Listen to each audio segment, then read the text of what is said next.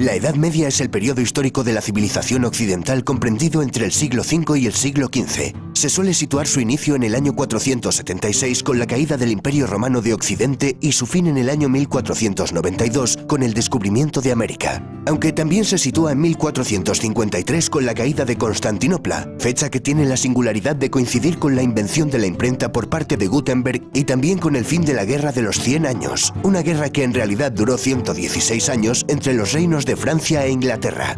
Esta guerra fue de raíz feudal, pues su propósito era resolver quién controlaría las enormes posesiones acumuladas por los reyes ingleses desde 1154 en territorios franceses, debido al ascenso al trono inglés de Enrique II Plantagenet. Tuvo implicaciones internacionales y finalmente, después de numerosos avatares, se saldó con la retirada inglesa de tierras francesas.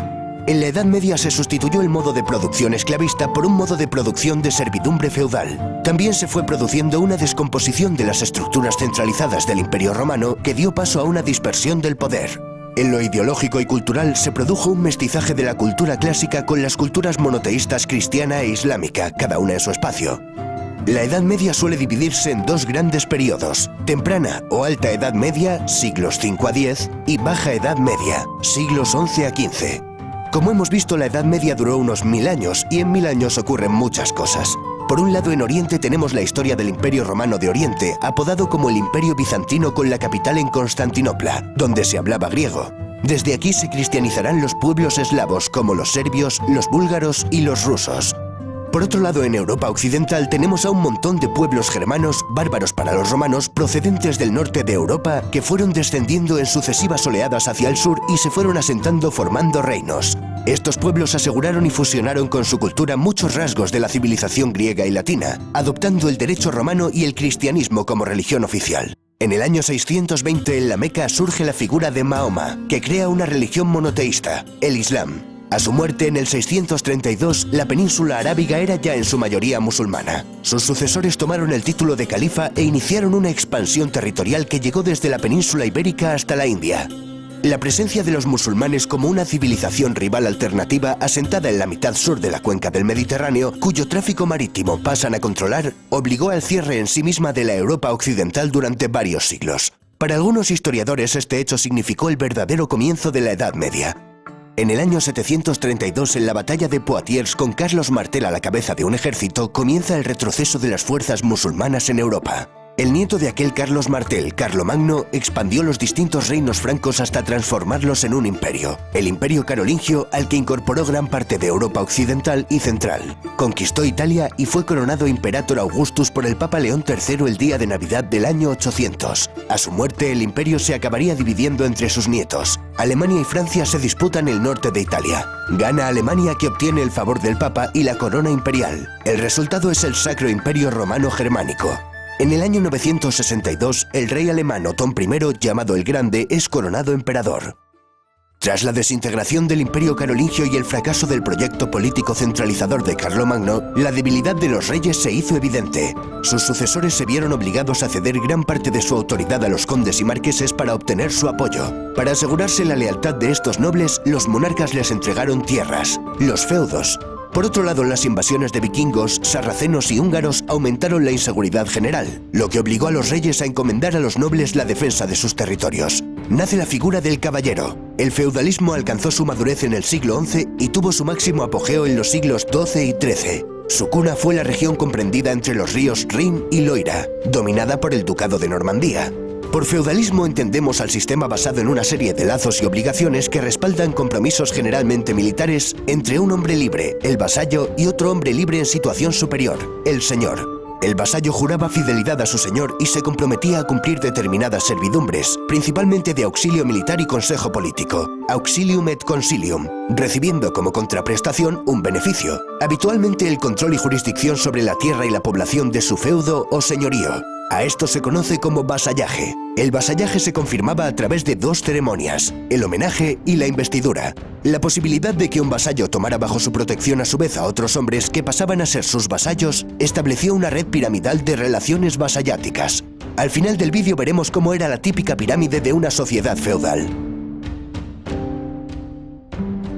Acabamos de ver cómo se pasó de un Estado romano basado en el poder central y un vasto territorio a un Estado basado en vínculos personales fragmentado en los distintos feudos. En ellos, el señor acapara las funciones propias del Estado, como por ejemplo legislar, imponer impuestos y administrar justicia. La tierra adquiere una enorme importancia económica al disminuir el comercio y la circulación monetaria. Por eso, la agricultura es la base de la economía feudal, una economía de autoconsumo. La vida rural predomina frente a la urbana.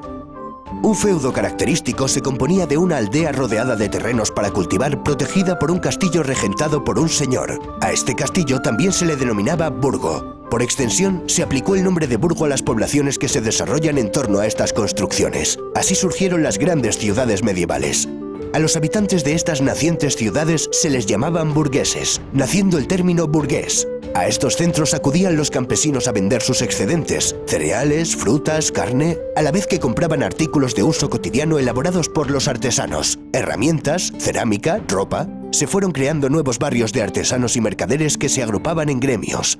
Fue en estas ciudades donde nació el estilo gótico, una evolución del románico. Estas ciudades vieron el levantamiento de prodigiosas catedrales. Chartres, París, Colonia, León o Burgos se cuentan entre las obras arquitectónicas más extraordinarias que ha construido el hombre. También las ciudades vieron el nacer de las universidades, como las de Bolonia, Oxford, Cambridge, Salamanca o París. En ellas se aprendían las 7 artes liberales compuestas por el trivium, gramática, lógica y retórica, y el quadrivium, geometría, astronomía, aritmética y música.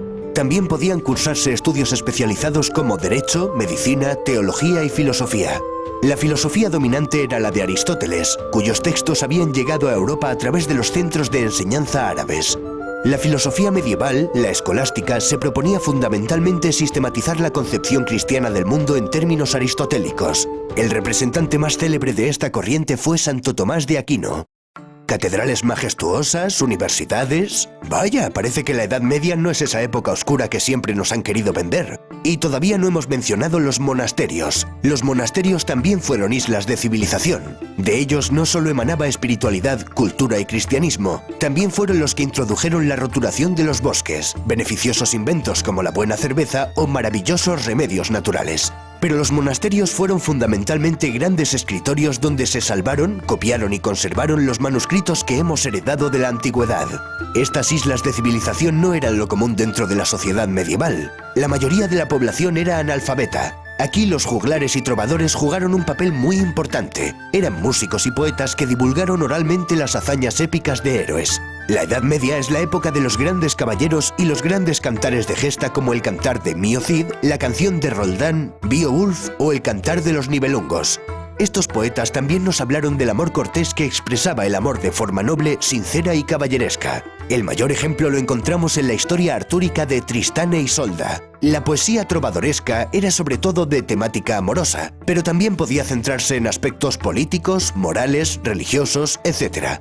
Otro de los temas podía ser el de las cruzadas, una serie de campañas militares con el objetivo de restablecer el control cristiano sobre Tierra Santa, el territorio geográfico que comprende todos los sitios en los cuales se desarrollaron escenas bíblicas.